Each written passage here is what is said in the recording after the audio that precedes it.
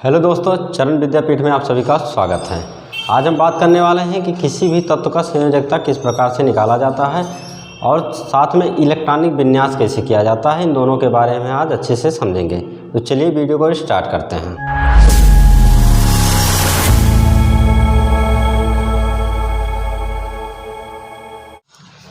किसी भी तत्व की संयोजकता निकालने के लिए उसके इलेक्ट्रॉनिक विन्यास करना आवश्यक है और इलेक्ट्रॉनिक विन्यास करने के से पहले आपको इस परमाणु को समझना जरूरी है। तो चलिए इस परमाणु को समझते हैं। किसी भी परमाणु के अंदर प्रोटॉन, इलेक्ट्रॉन और न्यूट्रॉन होते हैं। तो जो उसके प्रोटॉन और न्यूट्रॉन होते हैं उसके केंद्रक में होते हैं, यानी कि न्यूक्लियस में होते हैं, और जो इलेक्ट्रॉन होते हैं वो इसके बाह्यकोश में घूमते रहते हैं। इन बाह्यकोशों में इलेक्ट्रॉन घूमते रहते हैं। तो इन्हीं इलेक्ट्रॉनों का ही इलेक्ट्रॉनिक विन्यास करना होता है कि कौन से कक्षक में कितने इलेक्ट्रॉन घूम रहे हैं। इसी को पता करना ही इलेक्ट्रॉनिक विन्यास कहलाता है।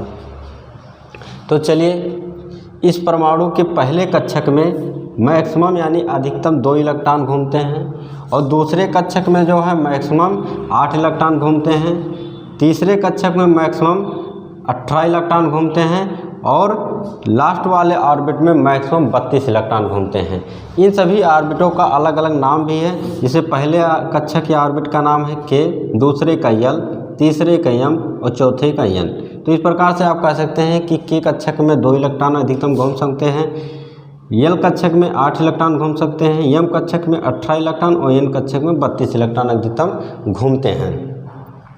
तो किस कक्षक में कितने इलेक्ट्रॉन घूमते हैं इसी को हम पता करने के लिए एक फार्मूला लाए हैं और उस फार्मूले से आपको इलेक्ट्रॉनिक विन्यास करना सिखाएंगे। पहला फार्मूला है 2, 8, 8, 18, 18, 32 और 32। इसी फार्मूले के जरिए से पीरियोडिक टेबल में जितने तत्व हैं सभी तत्वों का इलेक्ट्रॉनिक विन्यास किया जा सकता है। ये है कि अधिकतम कितने, पहले कक्षक में आपको कितने इलेक्ट्रॉन भरना है, ये बात हमेशा ध्यान में रखिएगा, तभी आपको इलेक्ट्रॉनिक विन्यास करना समझ में आ पाएगा। तो पहले कक्षक में आपको याद रखना है कि मैक्सिमम 2 इलेक्ट्रॉन रखना है, दूसरे कक्षक में 8 इलेक्ट्रॉन रखना है, तीसरे में 8 भी रखना है और यहाँ चौथे में 18, फिर पाँचवें में 18, फिर 32 इलेक्ट्रॉन। इस प्रकार से इलेक्ट्रॉनिक विन्यास करना है। तो चलिए हम पहले एक तत्व का इलेक्ट्रॉनिक विन्यास करते हैं और देखते हैं कि कैसे किया जाता है। तो हमारे जैसे लिए हैं एक तत्व हमारे पास है कार्बन, और कार्बन के पास टोटल 6 इलेक्ट्रॉन होता है और इसके इलेक्ट्रॉनिक विन्यास करने में हम सबसे पहले कितना इलेक्ट्रॉन पहले कक्षक में भरेंगे। पहले कक्षक में 2 इलेक्ट्रॉन भरेंगे। तो मान लेते हैं हमने 4 कक्षक बना लिया है और इसके पहले कक्षक में हम 2 इलेक्ट्रॉन भर दिए। अब हमारे पास दूसरे कक्षक में कितने इलेक्ट्रॉन भर सकते हैं, 8 इलेक्ट्रॉन भर सकते हैं। अब हमारे पास 6 इलेक्ट्रॉन था, हमने 2 इलेक्ट्रॉन यहाँ भर दिए तो हमारे पास अब बचा है 4 इलेक्ट्रॉन। तो दूसरे कक्षक में हम 4 इलेक्ट्रॉन भरेंगे। तो इस प्रकार से हमारा यहाँ पे इलेक्ट्रॉनिक विन्यास कार्बन का खत्म हो जाता है। 2 कक्षक इसके शेष रह जाते हैं तो यहाँ पे मिटा दे रहे हैं। अब हम समझते हैं कि नाइट्रोजन का इलेक्ट्रॉनिक विन्यास कैसे करते हैं। तो नाइट्रोजन का इलेक्ट्रॉनिक विन्यास में नाइट्रोजन में इलेक्ट्रॉन को आपको कितना है इसे पता होना जरूरी है। तो नाइट्रोजन के पास टोटल 7 इलेक्ट्रॉन होते हैं और नाइट्रोजन के पहले कक्षक में 2 इलेक्ट्रॉन भरेंगे, पहले कक्षक में 2, दूसरे में 8 इलेक्ट्रॉन भर सकते हैं। तो नाइट्रोजन के पास 7 इलेक्ट्रॉन था, 2 हमने दे दिया, बचे कितने, 5 इलेक्ट्रॉन। तो दूसरे कक्षक में 5 इलेक्ट्रॉन भर दें। इसके 2 ही कक्षक में पूरा आ जाते हैं तो बाकी का हम सब कक्षक मिटा दे रहे हैं।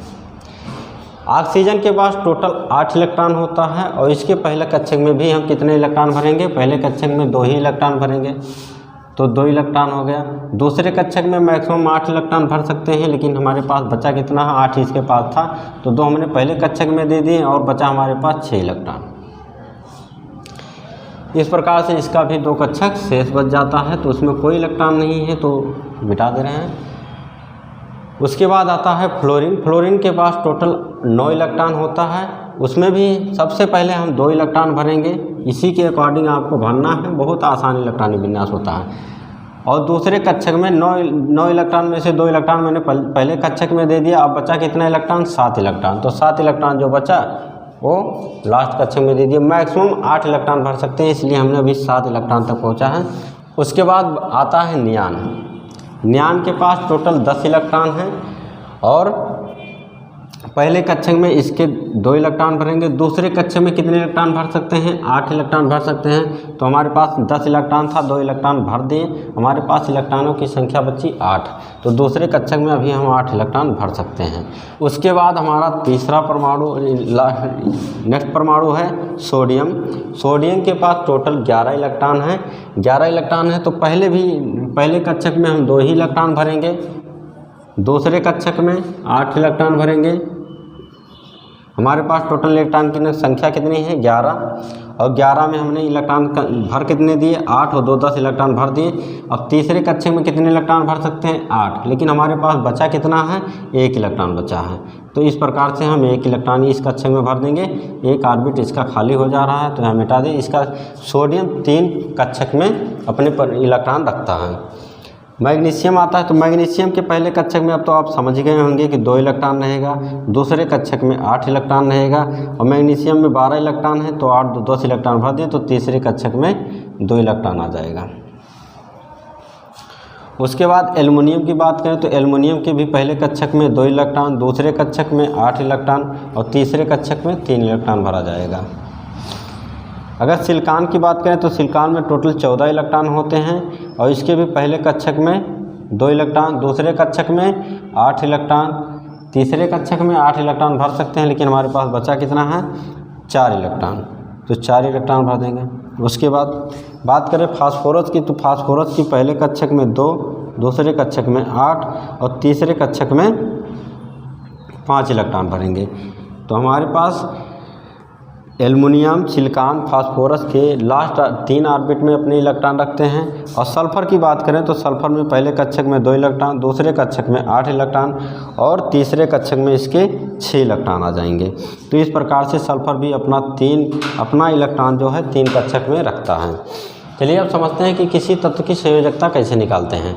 अब संयोजकता निकालने के लिए आपको इलेक्ट्रॉनिक विन्यास याद होना चाहिए, और इलेक्ट्रॉनिक विन्यास हमने पहले सिखा दिया है, याद करने की ज़रूरत नहीं है। आप इसी ट्रिक से अच्छे से आप इलेक्ट्रॉनिक विन्यास कर सकते हैं। अगर आपको नहीं कुछ समझ में आया होगा तो कमेंट करके ज़रूर बताइएगा, हम और भी अच्छे से बताने की कोशिश करेंगे। तो संयोजकता अगर आपको किसी का निकालना है तो आपको इलेक्ट्रॉनिक विन्यास अच्छे से समझ लेना होगा, और संयोजकता निकालने के भी अच्छे ट्रिक हैं।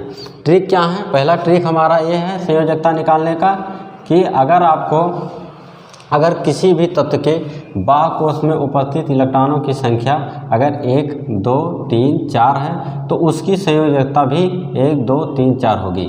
यानी कि 1 है तो इसकी बाह्य कोश में इलेक्ट्रॉनों की संख्या 1 है तो संयोजकता भी 1 होगा। इलेक्ट्रॉनों की संख्या 2 है बाह्य कोश में तो संयोजकता भी 2 होगा। इलेक्ट्रॉनों की संख्या अगर बाह्य कोश में 3 है तो संयोजकता भी इसकी 3 होगा। अगर इलेक्ट्रॉनों की संख्या बाह्य कोश में 4 है तो संयोजकता भी उस तत्व की 4 होगी। लेकिन अगर बाह्य कोश में उपस्थित इलेक्ट्रॉनों की संख्या अगर 4 से अधिक है, यानी कि 5 इलेक्ट्रॉन हैं, 6 इलेक्ट्रॉन है, 7 इलेक्ट्रॉन है या 8 इलेक्ट्रॉन है, तब उसकी संयोजकता का अलग ट्रिक लगता है। ये दूसरा ट्रिक हमारा काम करेगा। अगर बाह्य कोश में उपस्थित इलेक्ट्रॉन की संख्या 5 6 7 8 है तब संयोजकता का एक फार्मूला होता है बाह्य कोश के इलेक्ट्रॉन और -60। बाह्य कोश के इलेक्ट्रॉन क्या होते हैं कि जैसे कार्बन में सबसे बाहर 4 इलेक्ट्रॉन है तो ये बाह्य कोश के इलेक्ट्रॉन है। नाइट्रोजन के सबसे बाहर वाले कोश में 5 इलेक्ट्रॉन है तो ये बाह्य कोश के इलेक्ट्रॉन है। तो चलिए संयोजकता निकालना सीखते हैं। तो कार्बन के बाह्य कोश में कितने इलेक्ट्रॉन हैं, 4, तो इसकी संयोजकता जो होगी, संयोजकता कार्बन की संयोजकता जो होगी ये 4 होगी। नाइट्रोजन के बाह्य कोश में कितने इलेक्ट्रॉन हैं, 5 इलेक्ट्रॉन हैं।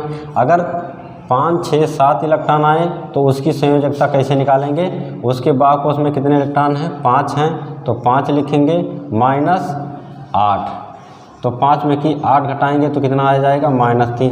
तो नाइट्रोजन की संयोजकता कितनी हो जाएगी, -3। ऑक्सीजन की अगर संयोजकता निकालें तो ऑक्सीजन के बाह्य कोश में कितने इलेक्ट्रॉन हैं, बाह्य कोश में 6 इलेक्ट्रॉन हैं, 6 इलेक्ट्रॉन हैं, तब 6 इलेक्ट्रॉन आ गया तब भी यही फार्मूला हमारा लगेगा संयोजकता -8। बाह्य कोश में इलेक्ट्रॉन की संख्या कितनी है ऑक्सीजन में, 6 है तो यहाँ पे 6 लिखेंगे और -8, 6 में की 8 जाएगा तो कितना बचेगा, -2। तो ऑक्सीजन की संयोजकता कितनी हो गई, -2। अब फ्लोरीन की संयोजकता निकालते हैं। फ्लोरीन की संयोजकता कितनी है? 7। अब फ्लोरीन की संयोजकता निकालते हैं। फ्लोरीन के बाह्य कोश में इलेक्ट्रॉनों की संख्या 7 है, तो बाह्य कोश में इलेक्ट्रॉनों की संख्या 7 है, तो फार्मूला यही लगेगा, वैलेंसी बराबर क्या होगा हमारा, बाह्य कोश में कितने इलेक्ट्रॉन है फ्लोरीन के? 7 इलेक्ट्रॉन है, और -8, तो 7 में की 8 गया आएगा, कितना आएगा? -1। तो फ्लोरीन की संयोजकता कितनी हो जाएगी? -1। अब नियान का निकालते हैं। तो नियान के बाह्य कोश में कितने इलेक्ट्रॉन हैं? 8 इलेक्ट्रॉन हैं। तो 8 इलेक्ट्रॉन है, तो भाई बाह्य कोश में लिखेंगे 8 - 8 बराबर कितना बचेगा? 0।